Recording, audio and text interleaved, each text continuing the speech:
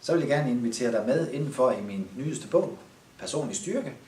Og noget af det, jeg vil lige sige lidt om nu her, det er, hvordan vi indimellem kan komme til at stå i ret komplekse problemstillinger. Måske bliver vi fyret af kæresten, måske oplever vi alvorlig sygdom, eller måske er det bare verbale overfusninger, vi bliver udsat for.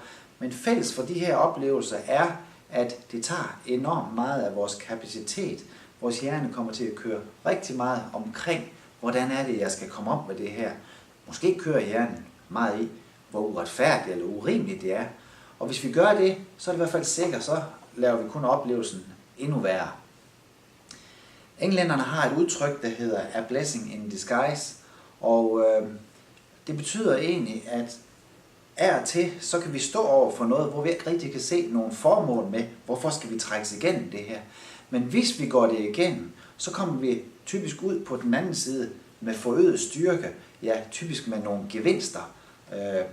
Gevinsterne, det kan være styrke, eller vi har fået større tålmodighed, eller måske bliver vi taknemmelige for det, vi har, netop ved, at vi har prøvet noget af det, der er værre.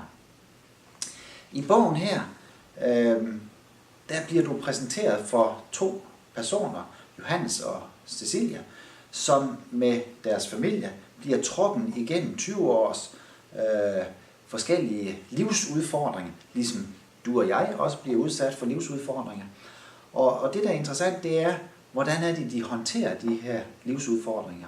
Gør de det på en måde, hvor det er uretfærdigheden, som egentlig tager den, hvor de egentlig kommer til at fremstå som det, vi kunne kalde svage træer, der i stormen knækker som tændstikker, eller kommer de til at stå som stærke træer, som faktisk kan klare den modstand, som stormen giver dem, og egentlig kommer styrket ud på den anden side.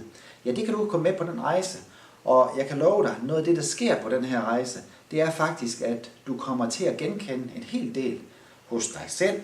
Måske vil du bekræfte dig selv i, at jamen, det her, det kender jeg godt, og det var egentlig godt, at jeg fandt den vej til det, fordi det kan jeg også se her, det virker.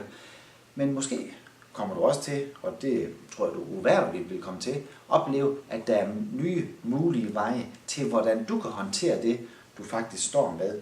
Fordi der er masser af redskaber, som bliver præsenteret i den her bog. Vel at mærke på en måde, hvor det er let at gå til, det er jordnær og lige til højre benet.